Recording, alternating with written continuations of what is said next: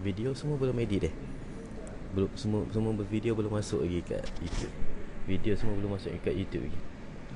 Zaki. Ha. Saya tak pasti sebab saya suruh ambil. Oh. Ya.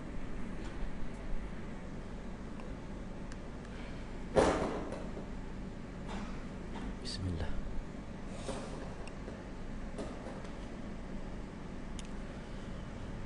Assalamualaikum warahmatullahi taala wabarakatuh.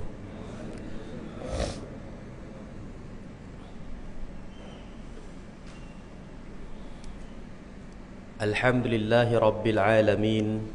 وبه نستعين على أمور الدنيا والدين ولا حول ولا قوة إلا بالله العلي العظيم سبحانك لا نحصي ثناء عليك كما أثنيت على نفسك فلك الحمد حتى ترضى ولك الحمد إذا رضيت ولك الحمد قبل الرضا ولك الحمد بعد الرضا ولك الحمد حتى ترث الأرض ومن عليها وأنت خير الوارثين سبحانك لا علم لنا إلا ما علمتنا إنك أنت العليم الحكيم رب اشرح لنا صدورنا ويسر لنا أمورنا واحلل عقدة من ألسنتنا ويفقه أقوالنا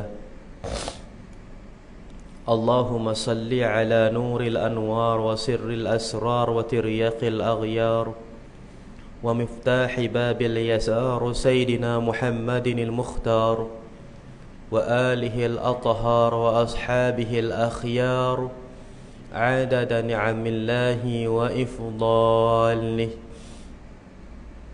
أما بعد.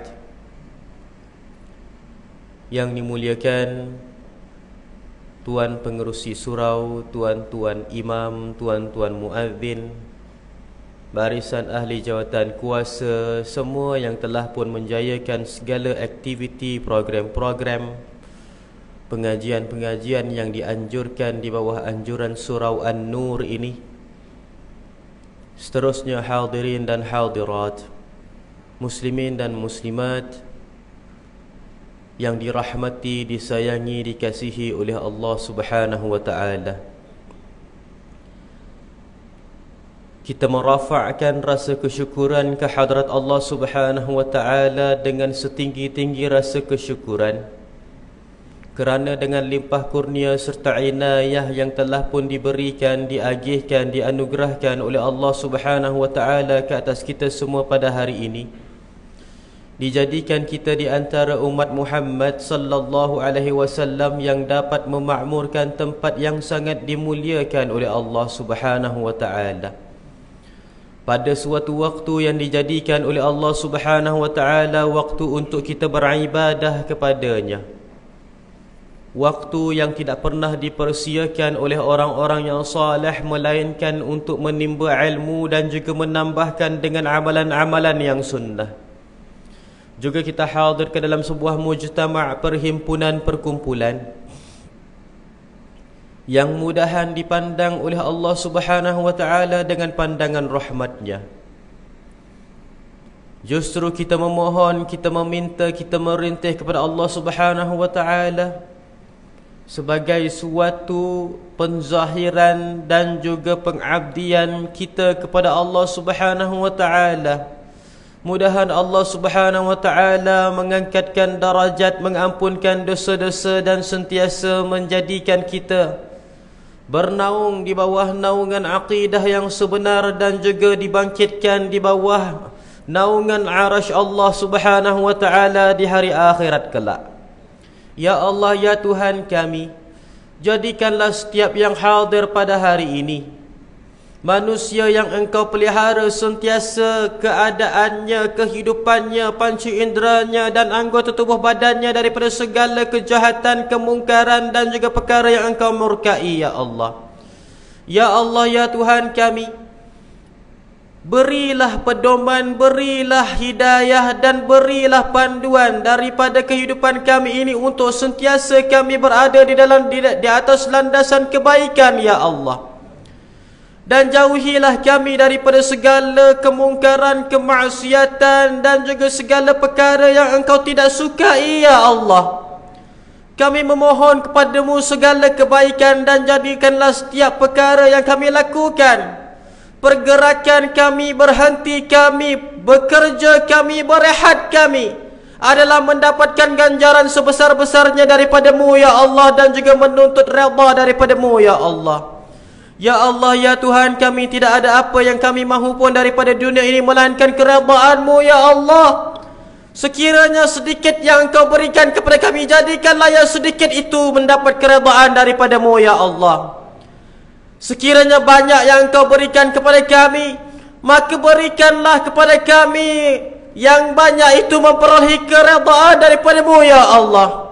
Dan hindarkanlah kami daripada sifat sombong, riak dan juga takabur ya Allah. Ya Allah, ya Tuhan kami, mudah-mudahan dengan ini dapatlah kami meneruskan kehidupan kami dengan kebaikan dan juga dengan kenikmatan ya Allah, sehingga kami menemukan ajal kami ya Allah. Wafatkanlah kami, matikanlah kami dalam keadaan husnul khatimah.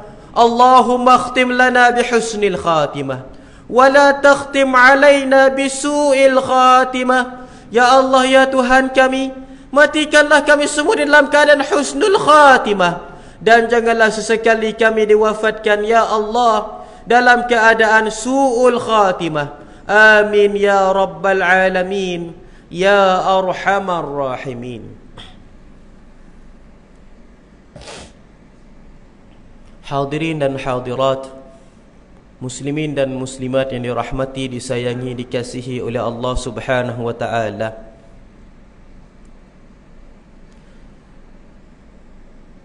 Nabi Muhammad sallallahu alaihi wasallam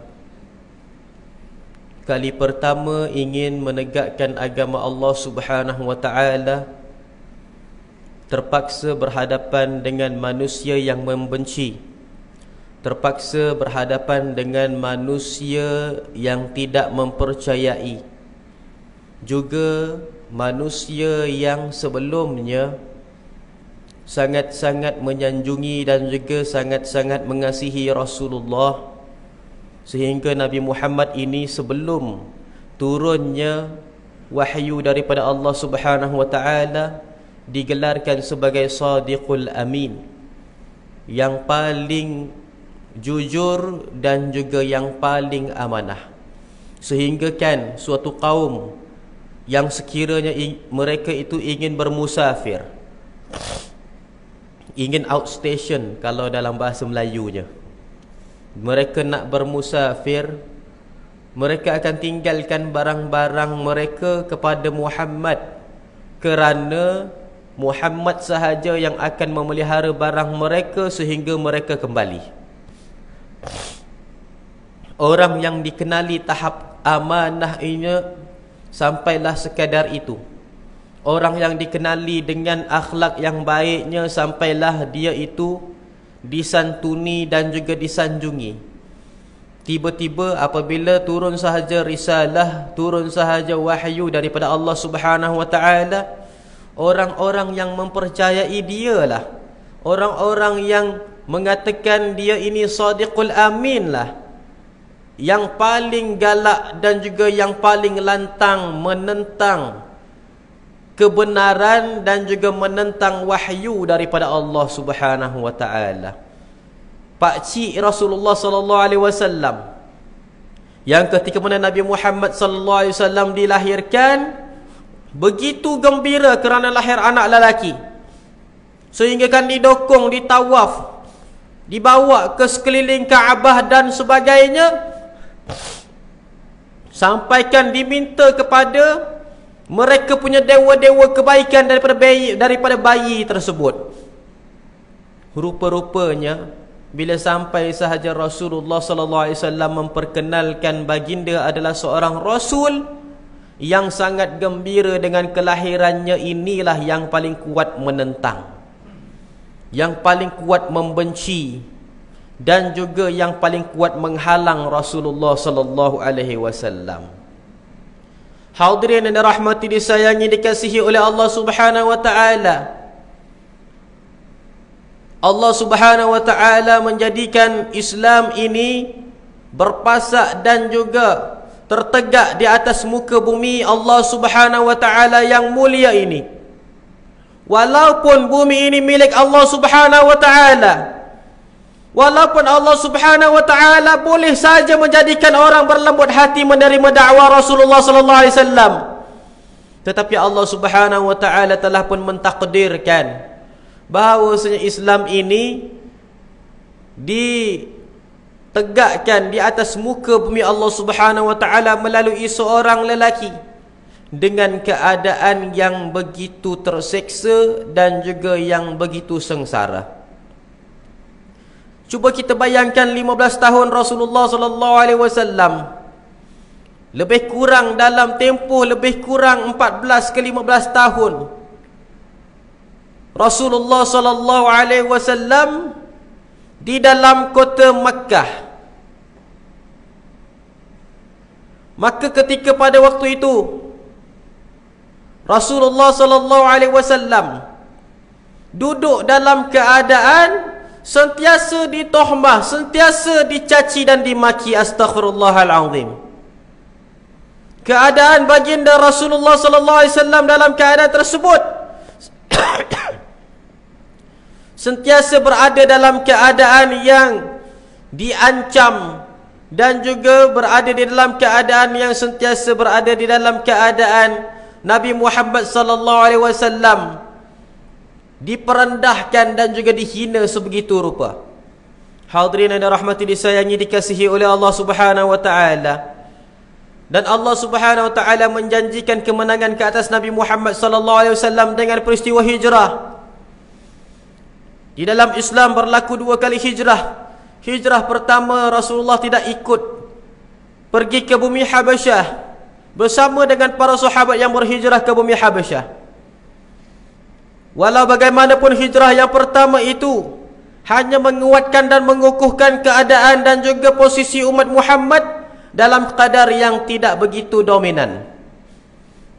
Apabila berlaku sahaja hijrah ke kota Madinah, hijrah ini sebenarnya bukan maksud berpindah, tetapi mencari tempat yang lebih sesuai untuk membina kekuatan, mencari tempat yang lebih sesuai untuk membina keimanan. Kalau kita katakan hijrah itu berpindah, maka semua orang yang berpindah namanya hijrah, walaupun bukan untuk menetapkan ataupun menguatkan keimanan. Kita berpindah disebabkan apa? Kalau kita berpindah daripada tempat ke tempat yang lain, maka disebabkan apa? Disebabkan kerja, disebabkan mencari nafkah, disebabkan keadaan lebih aman dan sebagainya, tidak dinamakan hijrah. Hijrah itu adalah mencari tempat yang lebih sesuai, yang lebih aman, yang lebih ianya disokongi dan juga tempat tersebut lebih mendapatkan sokongan daripada penduduk tempat tersebut untuk mengukuhkan keimanan, mengukuhkan ketakwaan dan juga memantapkan keadaan Islam. Kalau bukanlah yang sedemikian, tak namalah hijrah.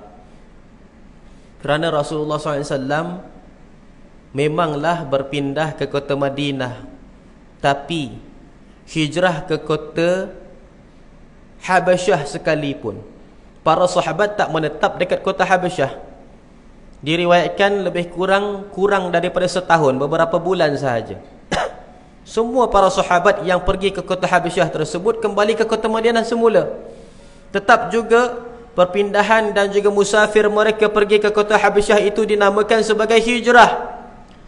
Maka perpindahan Rasulullah SAW daripada kota Mekah ke kota Madinah tersebut dinamakan hijrah kerana mengukuhkan dan juga memantapkan posisi umat Muhammad SAW pada dada masyarakat dan juga pada umat Muhammad SAW. Hadirin yang dirahmati, disayangi, dikasihi oleh Allah Subhanahu wa taala. Walaupun kita ini melihat bahawasanya Rasulullah SAW ketika mana berada di kota Mekah dan juga kota Madinah dan berhijrah, hijrah tersebut mungkin kita anggap ia berlaku seperti mana kita ini berpindah daripada Selangor pergi ke Johor. Kerana di antara Mekah dan Madinah jaraknya lebih kurang dalam 500 km sahaja lebih kurang. Kalau naik bas, naik kereta mengambil masa 6 ke 7 jam. Mekah dan Madinah. Maka mungkin kita menganggap musafir itu seperti mana musafir pada hari ini. Yang pada zaman dahulu kita terus meletakkan analogi, mungkin dalam tempoh masa sebulan. Yang bermusafir daripada kota Madinah, daripada kota Mekah ke kota Madinah, para sahabat, mereka memang mengambil masa sebulan. Dan para sahabat sampai terdahulu berbanding Rasulullah ke kota Madinah. Tetapi Nabi Muhammad SAW dengan sahabatnya yang mulia Sayyidina Abu Bakar As-Siddiq, juga yang menjadi pemandu ataupun yang menunjuk arah, seorang lelaki badui yang ikut mereka berdua ini. Subhanallah, apabila mereka ingin berehat, lelaki badui ini akan pergi jauh daripada kedua-dua Rasulullah SAW dan juga Sayyidina Abu Bakar As-Siddiq. Kerana apa? Kerana takut dirinya juga akan diancam. Rasulullah ikut jalan lain, bukannya ikut jalan utama, ikut jalan belakang. Keluar daripada kota Mekah ikut jalan belakang dan menelusuri suatu jalan pesisiran pantai. Zaman dahulu dekat tengah-tengah padang pasir bukannya ada jalan raya. Tidak ada jalan raya. Tetapi jalan yang dimaksudkan adalah tempat yang dilalui menuju ke suatu tempat. Tempat itu diredah walaupun ada batu ke, ada semak ke, ada duri ke, ada ranjau dan sebagainya. Tempat itu akan diredah. Kerana apa? Untuk sampai ke destinasi. Bukannya macam zaman kita ni, siap ada tar, siap ada garisan, siap ada isyarat. Subhanallah, kemudahan yang begitu hebat di zaman sekarang. Dan sepanjang jalan tu pula tidak ada ancaman-ancaman seperti mana ancaman binatang buas, seperti mana ancaman bencana alam, tanah runtuh. Sebab apa? Jalan tersebut telah pun diselenggara. Kalau ada sekalipun, dia adalah dalam bentuk amaran. Entah bila je nak berlaku tak tahu, wallahu a'lam. Banyak je saya buat dekat jalan raya tulis amaran tanah runtuh, tapi tak runtuh-runtuh pun semenjak beberapa tahun. Ada tulis amaran binatang buas melintas, tapi jarang-jarang sangat orang langgar binatang buas dekat tengah-tengah highway. Ada amaran awas kawasan kemalangan, tapi bukan setiap kereta yang lalu di situ akan kemalangan. Maka amaran sahaja. Perkara itu telah pun diletakkan dalam keadaan yang aman dan selamat. Tapi di zaman Rasulullah, mana ada amaran-amaran tersebut? Kalau kita lihat di dalam zaman dahulu, semua cerita-cerita mereka itu menghadapi ancaman perompak jalanan. Ada orang kerjanya cari makan, merompak orang-orang yang berjalan di tengah-tengah jalan, kafilah-kafilah, dicuri harta bendanya.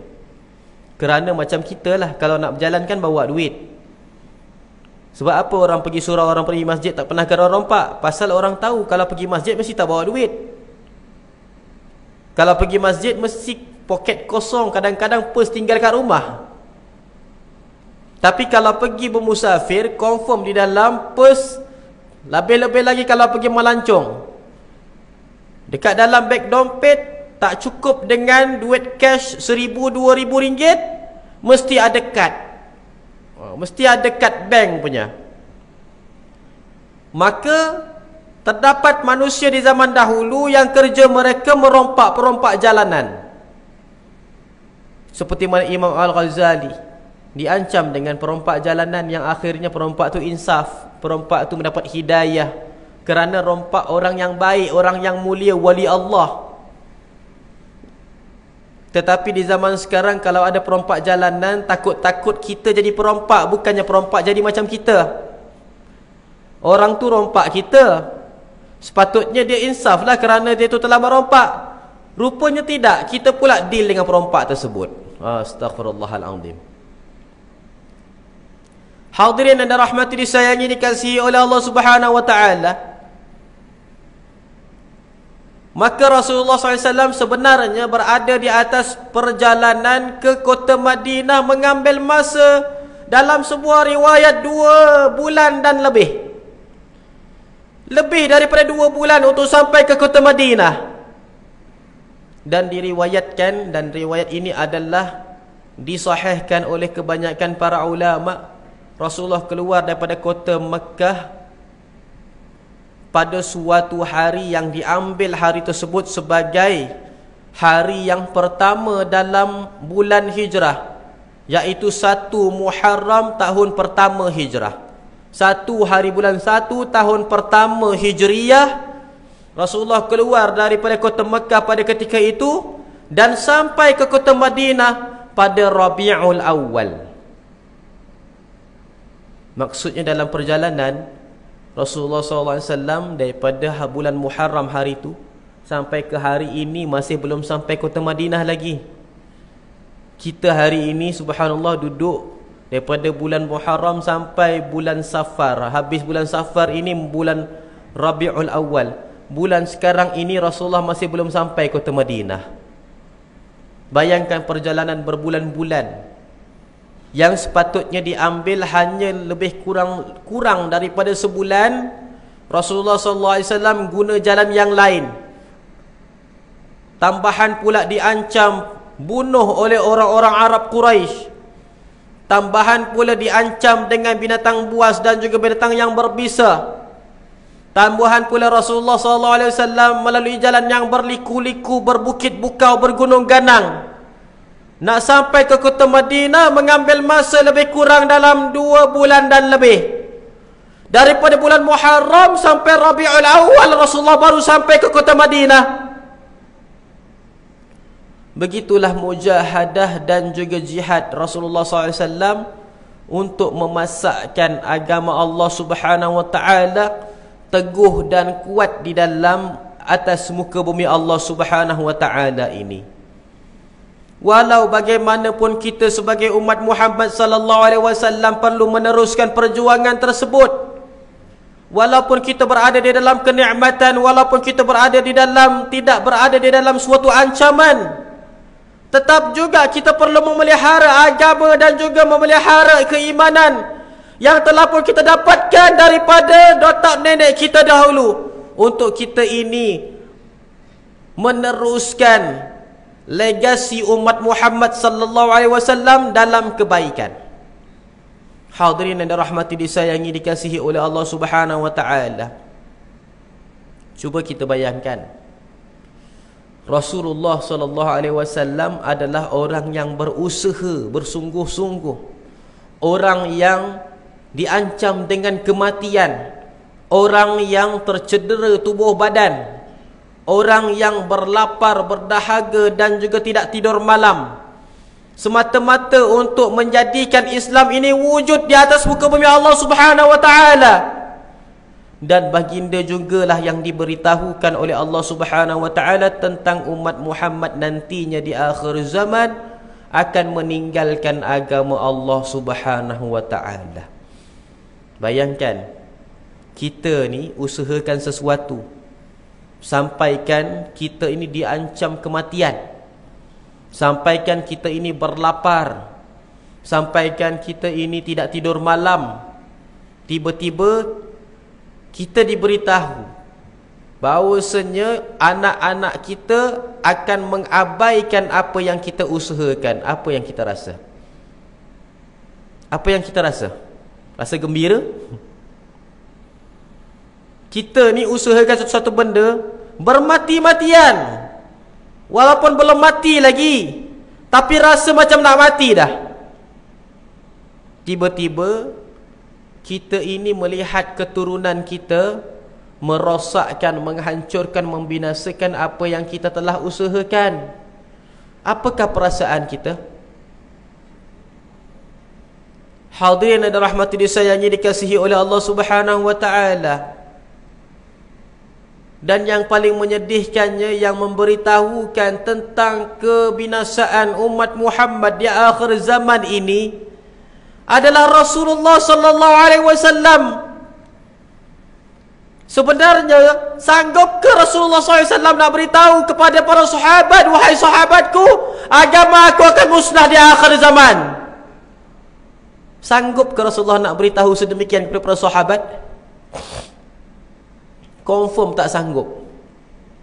Tetapi terpaksa kerana menyampaikan kebenaran daripada Allah. Tergamak ke Rasulullah SAW nak sebutkan, wahai sahabatku, umat aku di akhir zaman mereka akan lari daripada keimanan? Tidak.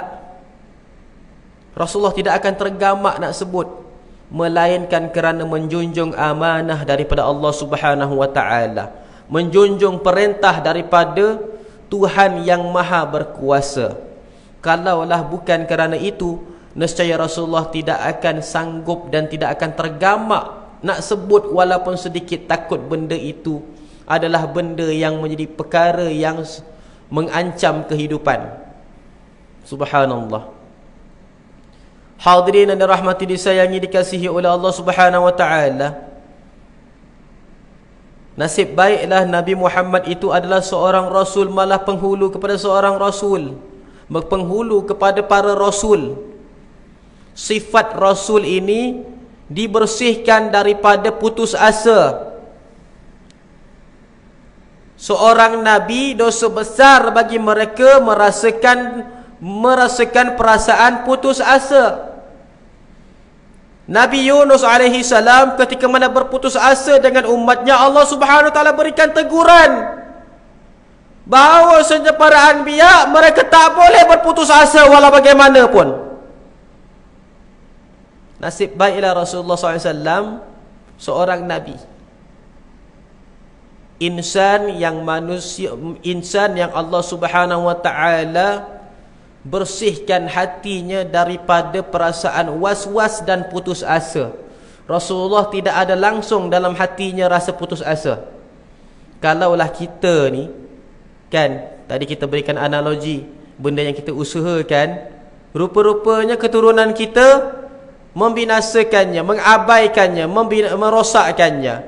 Rasa-rasa kita nak usahakan ke sekarang benda tu? Belum lagi kita akan surrender dah. Kita kata tak payahlah, nanti bukannya dia orang hargai pun. Betul tak? Pasal kita ini adalah manusia biasa.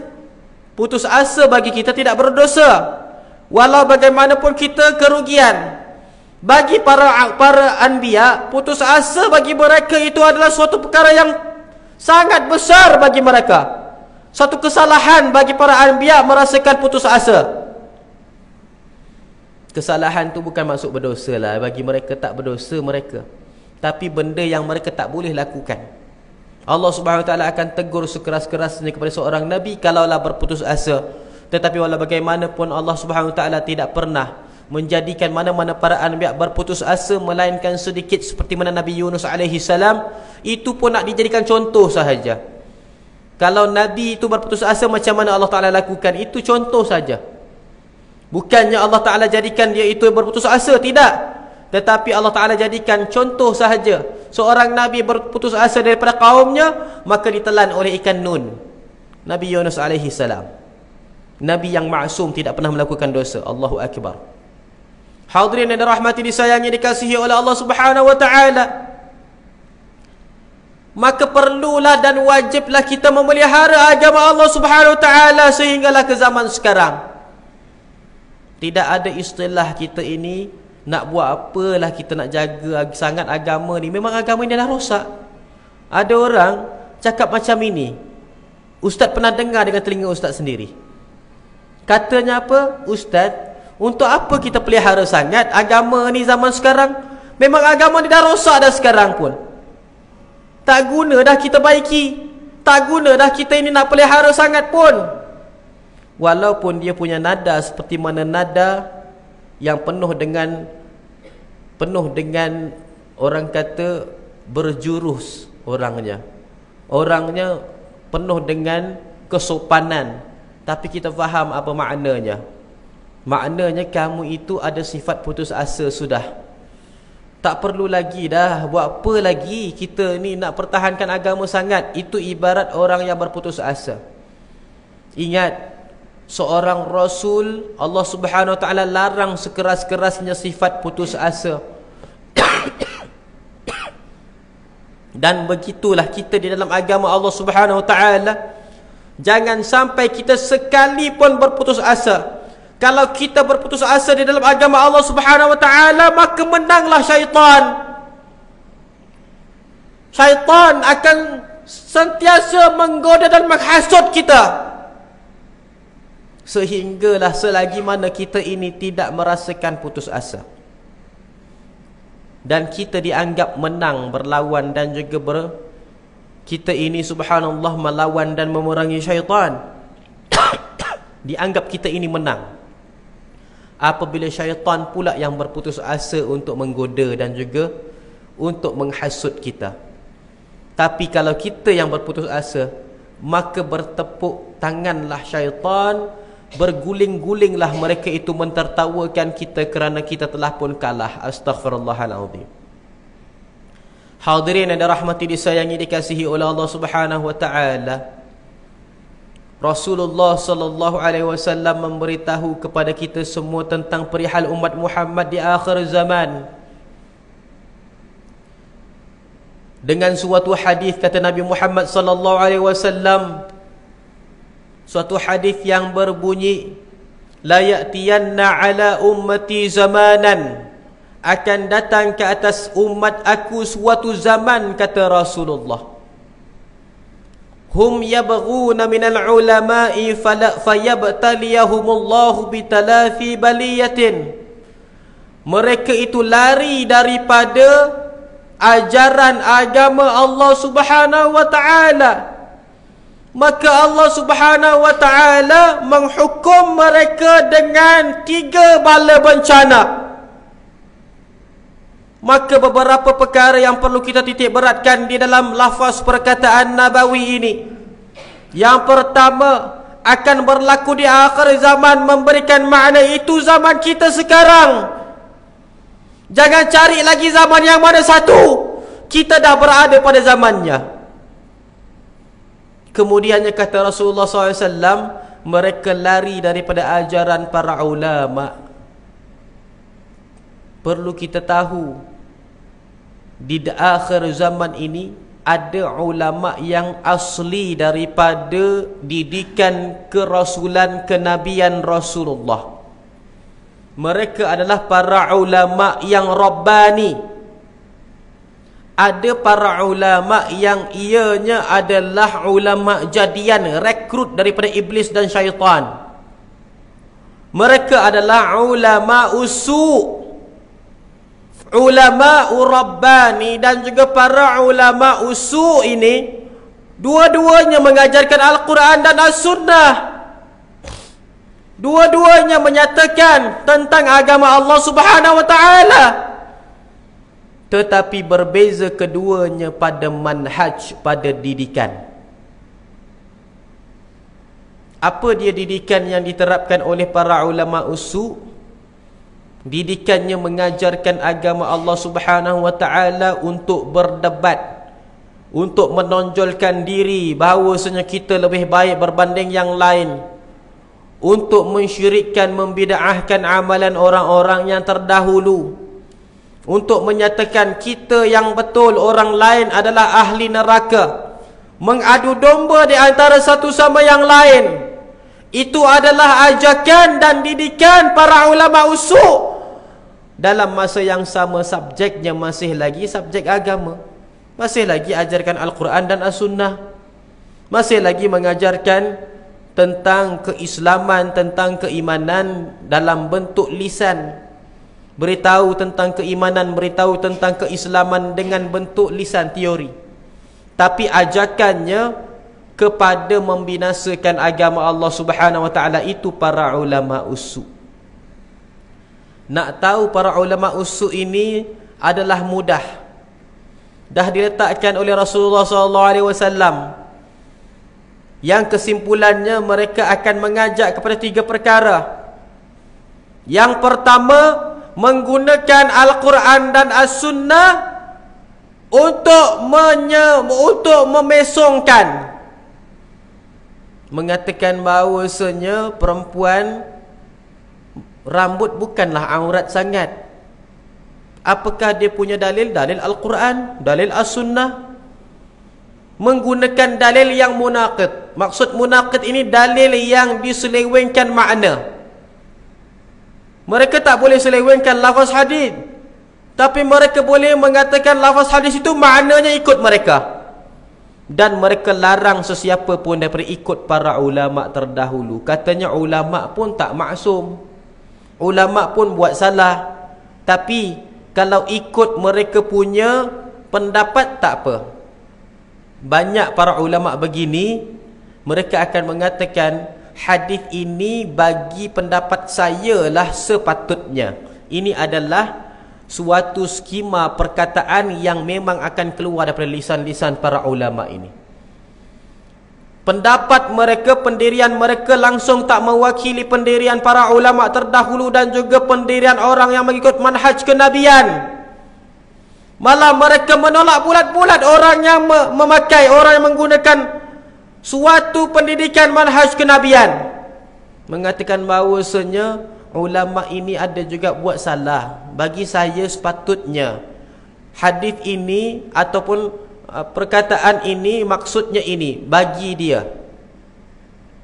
Susah kita nak dengar para ulama usul bila menyebutkan suatu perkara, mereka akan ambil daripada ucapan para ulama terdahulu, melainkan ulama itu adalah ulama yang mereka pilih-pilih. Dan mereka boleh pula dalam pendapat hukum hakam ini, bagi saya ulama ini betul, ulama itu salah. Bagi hukum hakam ini, ulama ini pula betul, ulama ini pula salah. Bagi hukum hakam ini pula, bagi ulama itu pula betul, ulama ini pula salah. Mereka pula yang meletakkan. Wal'iyadhu billah, astaghfirullahalazim. Dan para ulama macam ini, mereka sewenang-wenangnya menilai pula para ulama terdahulu. Bagi saya keilmuan Imam Syafi'i dalam bab ini masih belum lagi kuat. Ini para ulama usul. Para ulama usul, mereka itu akan mengkomen, mereka akan mengkondem, mereka akan memberikan penilaian mengikut sudut pandang mata mereka sendiri terhadap para ulama yang rabbani. Katanya betul lah Imam Syafi'i, tapi ulama bukannya semua benda kita kena ikut. Ini perkataan para ulama usul. Mungkin tuan-tuan juga pernah dengar perkataan ini yang keluar daripada mana-mana para asatidah dan juga mana-mana para da'i sekalipun. Ulama yang rabbani tidak pernah menyalahkan yang lain, yang pertama. Dan para asatidah, para da'i yang ikut para ulama yang rabbani, mereka tak pernah mengatakan mana-mana para ulama itu adalah salah. Kita tidak boleh katakan, walaupun kita ni mazhab Imam Syafi'i, kenapa kita ikut Imam Syafi'i? Adakah Imam Hanbali, Imam Hanafi, Imam Maliki itu salah? Jawapannya tidak. Imam Hanbali, Maliki dan Hanafi, semuanya adalah mereka itu ala sawab. Mereka adalah mazhab yang betul. Tidak ada yang salah, mereka semuanya betul. Tetapi kita lebih sesuai untuk ikut mazhab Imam Syafi'i. Kita lebih sesuai ikut mazhab Imam Syafi'i berbanding mazhab imam-imam yang lain. Subhanallah. Kerana mazhab Imam Syafi'i di dalam ibadahnya agak ketat dan muamalahnya longgar sedikit. Para a'immah yang lain pula di dalam muamalahnya agak syadid, agak ketat, dan pada ibadahnya longgar sedikit. Dan rasa-rasanya mazhab Imam Syafi'i sahajalah yang meletakkan aurat wanita itu lebih banyak berbanding yang lain. Imam Syafi'i sahaja aurat wanita itu seluruh tubuh badan, malahan termasuk muka dan tapak tangan, sekiranya ditakuti fitnah. Imam Syafi'i, muka perempuan, tapak tangan perempuan pun juga adalah aurat, tapi ada syarat dia. Apakah dia? sekiranya ditakuti fitnah. Apa dia ditakuti fitnah? Boleh jadi muka perempuan tu cantik sangat sampai orang lelaki tengok tergoda, maka fitnah. Tangan perempuan pun sama juga. Mungkin tangannya gemalai sangat, bila lelaki tengok bersyahwat, maka fitnah. Maka itu kalau tercetusnya fitnah pada muka dan tangan perempuan, tetap aurat wahai muslimah. Yang kata perempuan auratnya seluruh tubuh badan kecuali muka dan tapak tangan, dalam solat sahaja. Di luar solat, depan laki azan Nabi, muka dan tapak tangan termasuk aurat dalam fiqh mazhab Imam Syafi'i. Cuba kita baca di dalam kitab yang kita sebutkan, kitab Safinatun Najah. Cuba kita baca di dalam kitab Ghayatul Taqrib. Ini semua kitab-kitab fiqh yang sebenarnya lengkap. Tapi orang Melayu je yang ambil aurat wanita tu kecuali muka dan tapak tangan. Sebab itulah bila pakai baju, mukanya di make up. Pasal apa? Bukan aurat kan baginya. Sebab itulah kalau pakai baju, nampak tangan, nampak jari, jarinya pula dilukis-lukis dengan inai-inai, ditunjukkan, ditonjolkan. Pasal apa? Bukan aurat kan? Dalam fiqh mazhab Imam Syafi'i, wanita juga muka dan tangan adalah aurat.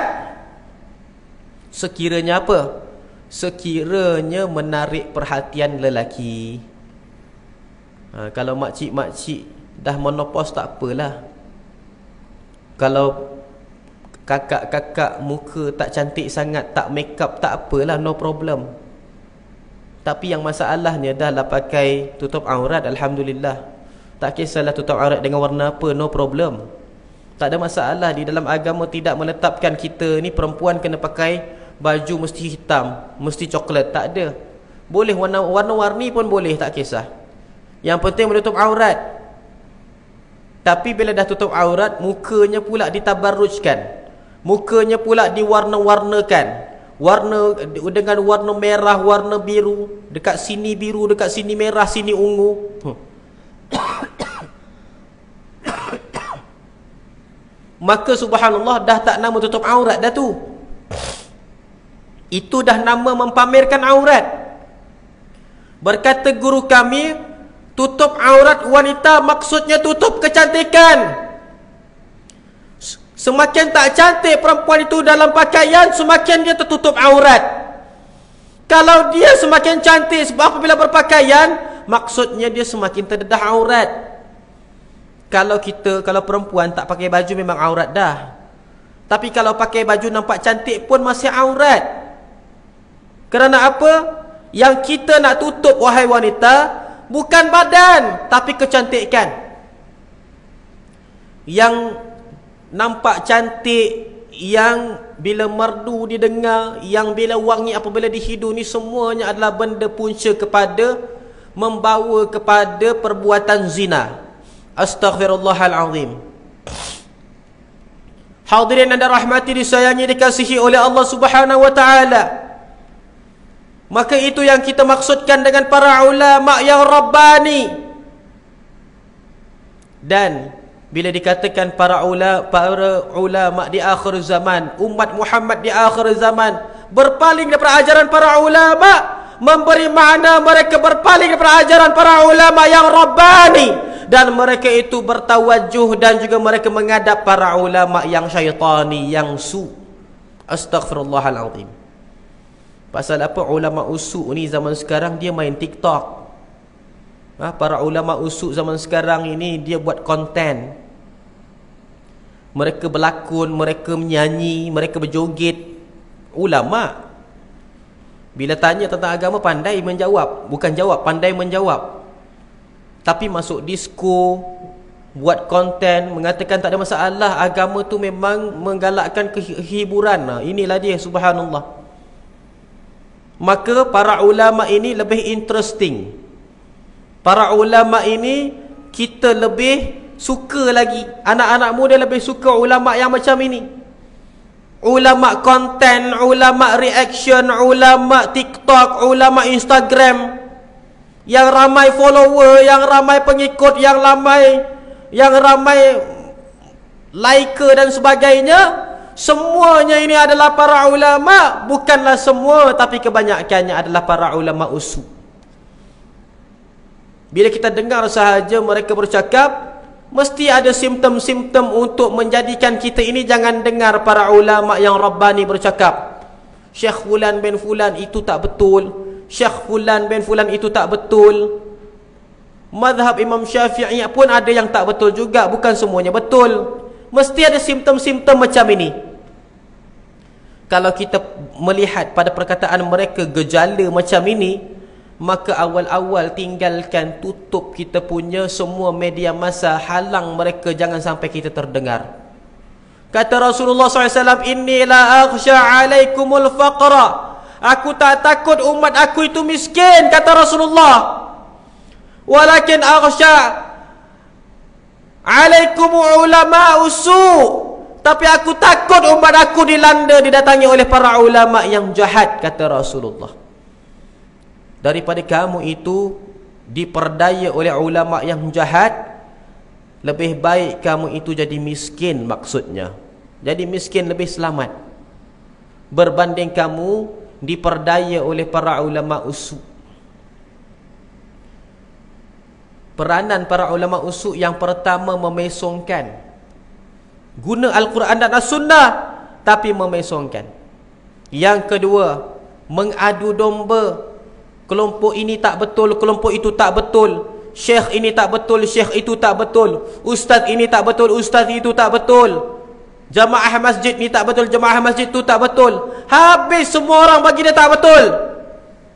Menggalakkan suatu pandangan serong, pandangan buruk, maka tercetusnya perbalahan, tercetusnya suatu pandangan serong, pandangan buruk terhadap orang Islam. Maka itu adalah mengadu domba.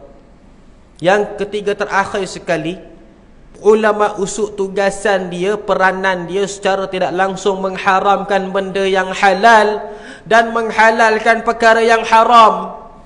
Benda yang haram diwujudkan suatu kaedah untuk dihalalkan. Perkara yang halal pula diwujudkan suatu kaedah untuk diharamkan sebab dia benda yang susah. Contoh, Qiyamul Lail. Qiyamul Lail ini, sedaya upaya mereka akan tanyakan, dia hanyalah sunnah, tak payah teruk sangat. Sedangkan para ulama terdahulu suruh kita ini struggle bangun pada waktu malam, Qiyamul Lail. Tapi para ulama usul tiba-tiba mengatakan Qiyamul Lail ni sunnah saja, tak buat pun tak apa. Jangan struggle sangat, jangan teruk sangat, sampai nak kunci jam, sampai nak suruh orang kejut, menyusahkan orang lain. Lepas tu terangkan rumah, ganggu orang tidur. Ini semuanya adalah benda-benda yang dikatakan para ulama usul ajak kepadanya, menghalang ataupun menggalakkan manusia tidur lena pada waktu malam, waliyadzubillah, tanpa menghadap Allah Subhanahu wa taala. Astaghfirullahalazim. Al-Quran mengatakan kanu minal laili ma yahja'un. Orang-orang yang soleh itu adalah yang sedikit sangat tidur pada waktu malam. Kalau orang biasa tidur 8 jam pada waktu malam, orang yang soleh tidur 2 jam pada waktu malam. Tidurnya lewat kerana menguruskan ahli keluarga, dan bangunnya pula awal kerana ingin menghadap Allah Subhanahu wa taala. Ini orang yang soleh. Orang yang pentingkan diri sendiri, tidurnya awal, abaikan keluarga. Yang penting aku tidur awal. Bangunnya pula lewat kerana tidak pentingkan Tuhan, tak penting Allah Subhanahu wa taala. Lepas tu semua firman Allah berkenaan dengan Qiyamul Lail akan diberikan wajah lebih kurang. Walaupun katanya Rasulullah tu dikatakan ya ayyuhal muzammil, wahai orang-orang yang berselimut, bangunlah kamu. Tapi itu Rasulullah, kita tak payah teruk sangat pun tak apa. Ni para ulama usul akan cakap macam ini.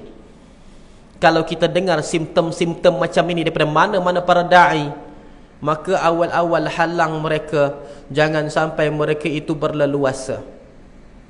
Para ulama usul ni, kalau dia bercakap di hadapan kita, walaupun tanpa sebarang sandaran ilmu, jangan biarkan mereka selesa bercakap. Setidak-tidaknya kita berikan soalan yang menempelak mereka. Subhanallah. Jangan biarkan dia orang tu boleh cakap senang-senang. Jangan biarkan mereka tu cakap senang-senang je boleh cakap. Setidak-tidaknya kita soal mereka dengan soalan yang agak menempelak mereka. Subhanallah. Kalau mereka katakan bahawasanya qiyamul lail tak payah pun tak apa, kita tanya kepada mereka, kalau tak payah pun tak apa, bagaimana dengan ikutan kita kepada Rasul? Rasulullah tak pernah tinggalkan qiyamul lail. 3 perkara yang Rasulullah tak pernah tinggalkan. 3 perkara tak pernah tinggalkan. Yang pertama, puasa sunat di siang hari. Yang kedua, salat malam pada malam hari. Dan juga yang ketiga, sedekah. Rasulullah tak pernah tinggalkan. Tiap-tiap hari Rasulullah mesti bersedekah. Dan juga dalam seminggu Rasulullah mesti berpuasa. Dan tiap-tiap malam Rasulullah mesti qiyamul lail. Tak pernah tinggal Rasulullah SAW. Allahu Akbar. Di samping amalan sunnah yang lain juga ada Rasulullah tak pernah tinggalkan.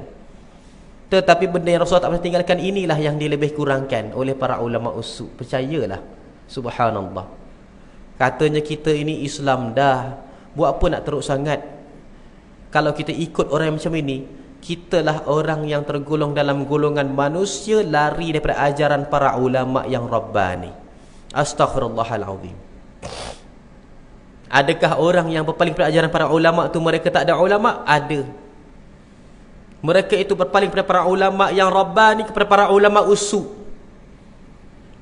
Mereka itu subhanallah dengar kata para ulama usul. Astaghfirullahalazim. Sebab itulah kita di zaman sekarang, kita lebih cenderung untuk melihat orang yang pandai agama berbanding orang yang beramal di dalam agama. Katanya fulan bin fulan, walaupun tak tutup aurat, dia tu pandai agama. Kita lebih sanjung orang ini banding orang yang tutup aurat. Walaupun kita tengok dia ni kuranglah amalan, tak adalah buat pakaian sunnah sangat. Dia tak adalah pergi masjid sangat. Tapi kalau cakap pasal agama, pandai pula dia ni. Baguslah dia ni. Subhanallah. Jangan main-main dia ni. Dia PhD. Dia ni master dalam agama. Walaupun nampak saja macam itu. Kita lebih sanjungi orang yang berilmu agama berbanding orang yang beramal dalam agama. Sepatutnya orang yang berilmu itu amalannya lebih banding orang lain. Tapi bila kita nampak orang tu sekadar berilmu tapi amalannya sedikit, itu pun kita dah sanjung. Astaghfirullahalazim. Benda perkara ini adalah benda yang bahaya. Kerana Rasulullah SAW menyebutkan, hadis yang kita sebutkan ini bukan sekadar itu saja. Kata Rasulullah SAW, fayabtaliyahumullahu bitalafi baliyatin, dan umat aku di akhir zaman akan dilanda dengan 3 bala bencana, kata Rasulullah.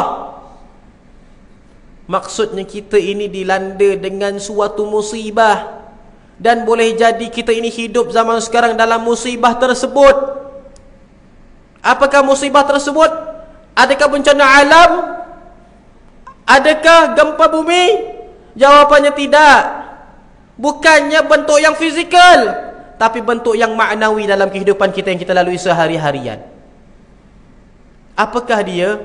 Kata Rasulullah SAW, awwalaha yarfa'ullahu barakatan min kasbihim. Yang pertama sekali, Allah Subhanahu wa taala akan tarik keberkatan daripada pendapatan mereka. Ada gaji banyak tapi tak boleh nak bersedekah. Ada income banyak tapi tak boleh nak menginfak. Ada keuntungan besar tapi untuk pergi ke tempat yang baik, untuk mengamalkan amalan ibadah, berkeberatan dan juga sentiasa susah. Waktu kita miskin, tak ada duit, kita berangan bila dah kaya nanti aku bolehlah belanja ahli keluarga aku, pergi umrah, pergi haji, buat itu, buat ini. Masa kita miskin tak ada duit, kita boleh berangan dengan duit aku nanti kalau aku kaya, aku nak buat itu, buat ini, nak infak, nak buat masjid dan sebagainya. Tapi bila sudah pun kaya, rupa-rupanya jangan kata nak tolong ahli keluarga, nak tolong diri sendiri, buat ibadah pun tak mampu. Apakah dikatakan rezeki tersebut? Subhanallah, rezeki yang tak cukup? Jawapannya bukan tak cukup, tapi tak berkat. Ulama mengatakan al-barakatu ziyadatu fil khair. Keberkatan itu adalah memberikan makna penambahan kepada kebaikan. Kalau kita dapat banyak, maka banyak itulah yang mendapat kebaikan, maka berkat. Tapi kalau kita dapat banyak, sedikit pun tak memberikan kebaikan, maka tidak berkat. Berkat rezeki ni, dia bukan pada quantity amount. Rezeki yang berkat bukan pada dia punya angka dia, berapa angka, 5, 6 angka, 7, 8 angka. Bukan pada angka, tapi berapa banyak dapat kita buat kebaikan pada angka tersebut. Subhanallah. Kalau sedikit, maka dapat dilakukan kebaikan yang sekadarnya ataupun lebih banyak daripadanya. Kalau banyak, maka dapat boleh buat kebaikan dalam sekadarnya atau lebih banyak kali daripada itu lagi. Subhanallah. Itu namanya berkat. Tapi kalaulah benda yang sedikit tak boleh buat apa-apa, benda yang banyak pun tak boleh buat apa-apa daripada kebaikan, melainkan lampiaskan hawa nafsu sahaja, itu rezeki yang tidak ada keberkatan. Tahukah kita, duit yang kita gunakan untuk melampiaskan hawa nafsu, kita takkan nampak hasil. Ibarat kita ni belanja hangus, apa pun tak dapat lepas tu. Astaghfirullahalazim. Dan kita rasakan rugi. Ya Allah, kalau aku tak belanja buat tu, kan sekarang aku ada lagi duit. Betul tak? Jadi subhanallah, harta itu tidak ada keberkatan. Astaghfirullahalazim. Itu yang pertama, bala bencana. Dan kita sekarang ini sedang hidup dalam bencana tersebut. Umat Muhammad sallallahu alaihi wasallam, walaupun ada kekayaan, tak mampu buat kebaikan yang banyak. Subhanallah, astaghfirullahalazim. Yang keduanya, kata Rasulullah SAW, yusallitu alaihimus sultana zalima. Yang keduanya, kamu akan dipimpin oleh pemimpin yang zalim, kata Rasulullah. Memberikan makna, kita ni pilihlah pemimpin macam mana sekalipun, akan naik pemimpin yang zalim sekiranya kita lari dan juga berpaling daripada ajaran para ulama. Mana tidaknya, seperti mana kata Sayyidina Ali, umara'ukum a'malukum, iaitu pemimpin-pemimpin kamu, dia adalah gambaran daripada amalan-amalan masyarakat kamu. Kita ni nak bina pemimpin adalah bina generasi, bina masyarakat. Kalau masyarakat kita masyarakat yang baik, maka mereka akan pilih pemimpin yang baik. Tapi kalau masyarakat kita masyarakat yang penuh dengan pencuri, perompak, mereka akan pilihlah pemimpin yang pencuri, perompak macam dia juga. Maka jangan kita ini rasa pelik, kenapa bila jadi menteri kerjanya merompak duit rakyat. Jangan kita pelik, kenapa kalau jadi Perdana Menteri kerjanya membolot harta kekayaan negara. Harta berbilion-bilion masuk dalam poket, masuk di dalam, yang dapat tangkap tu seorang je, yang lain semua masih lepas. Subhanallah. Banyak lagi sebenarnya, tapi mereka tak boleh tertangkap kerana mereka orang-orang yang terhormat. Kenapa jadi begini? Subhanallah. Kerana umat Muhammad berpaling daripada ajaran para ulama. Bila kita memilih pemimpin bukan atas dasar para ulama dan juga tidak memandang kepada kriteria yang disuruh oleh para ulama, maka naiklah pemimpin yang zalim. Dan pemimpin yang zalim itu takkan sedikit pun berikan keberuntungan kepada kita sebenarnya. Malah dia menjadikan kita hidup dalam keadaan yang sengsara, walayyazubillah. Sebab itulah kalau pemimpin itu adil, Allah Ta'ala mengatakan baldatun tayyibatun wa rabbun ghafur, iaitu negara yang baik dan juga pemimpin ataupun dan juga di samping Tuhan yang Maha Pengampun. Allahu Akbar.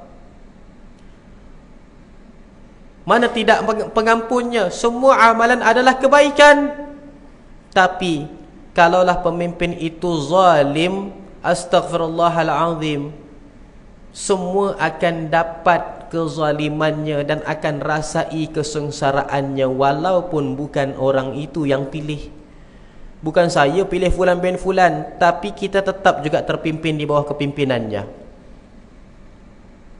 Kerana apa? Berpaling daripada ajaran para ulama, dan kita sekarang berada pada musibah tersebut sedikit sebanyaknya. Subhanallah. Kepimpinan yang kita maksudkan bukan kepimpinan sebuah negara semata-mata. Semua dalam bentuk konteks kepimpinan. Seperti mana pentadbiran surau ini sekalipun, seperti mana pentadbiran sebuah syarikat sekalipun, seperti mana pentadbiran sebuah persatuan sekalipun, sebuah gerakan, sebuah yayasan dan sebagainya, pemimpinnya akan menjadi pemimpin yang zalim kalaulah ahlinya adalah berpaling pada ajaran para ulama. Mudah-mudahan tidak berlaku di sini, amin ya rabbal alamin. Yang ketiga dan terakhirnya, kata Rasulullah, yakhruju minad dunya bighairi iman. Yang paling kita takut sekali perkara ini, kata Rasulullah, mereka keluar daripada dunia ini, maksudnya meninggal dunia, wafat mati dalam keadaan tidak beriman, kata Rasulullah sallallahu alaihi wasallam. Yang pertama, kita boleh elak daripadanya harta yang tidak berkat. Kita boleh jadikan harta kita berkat di samping orang lain itu tidak memiliki keberkatan. Yang kedua, kita boleh mengelak, kita boleh menyelamatkan diri kita dengan kita memilih pemimpin yang baik, dengan kita memilih panutan yang baik. Tetapi yang ketiga, dia adalah bentuk individu. Kalau kita ini ditakdirkan meninggal dunia, wal'iyadzubillah, jangan sesekali dalam su'ul khatimah, bagaimana kita nak mengelak? Astaghfirullahalazim.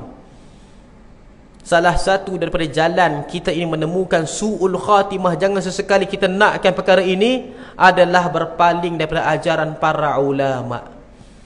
Dan awal-awal simptom kita akan berpaling daripada ajaran para ulama adalah kita memandang pandangan yang lekeh dan juga ketinggalan zaman kepada para ulama. Kalau para ulama kita berpandangan buruk kepada mereka, itu adalah petanda kita akan lari dan berpaling daripada ajarannya. Dan kalau kita berpaling dan juga kita lari pada ajaran para ulama, itu adalah petanda kita akan meninggal dunia, wal'iyadzubillah. Jangan sampai sesekali dalam keadaan su'ul khatimah. Astaghfirullahalazim. Maka kita berdoa pada hari ini, ya Allah, jadikanlah penduduk komuniti ini, ya Allah, jadikanlah penduduk tempat taman ini, ya Allah, dalam keadaan mereka patuhi dan juga mereka itu ikut ajaran para ulama. Ya Allah, ya Tuhan kami, jadikanlah kami sentiasa mengikuti jalan kebaikan, jalan kebenaran, jalan orang-orang yang telah pun diwariskan daripada Rasul-Mu, ya Allah. Ya Allah, ya Tuhan kami, jadikanlah kami sentiasa berada di landasan kebenaran, di landasan pedoman kepadamu, ya Allah. Berikanlah hati kami hidayah sebanyak-banyaknya, dan buang daripada hati kami rasa prasangka kepada orang-orang yang saleh, terutama sekali kepada para ulama yang mu'tabar, yang rabbani, dan juga para ulama yang Engkau pilih kepada kami, ya Allah. Rabbana atina fid dunya hasanah wa fil akhirati hasanatan wa qina adzaban nar. Sallallahu alaihi sayyidina Muhammadin nabiyil ummi wa ala alihi wa sahbihi wa baraka wa sallam. Walhamdulillahi rabbil alamin. Minta maaf sekiranya ada tersalah kata, tutur bicara, terkasar bahasa, ada singgung mana-mana pihak yang berada di dalam surau An-Nur ini. Akhir kalam, aqulu qawli hadza li wa lakum, wabillahi taufiq. Assalamualaikum warahmatullahi taala wabarakatuh.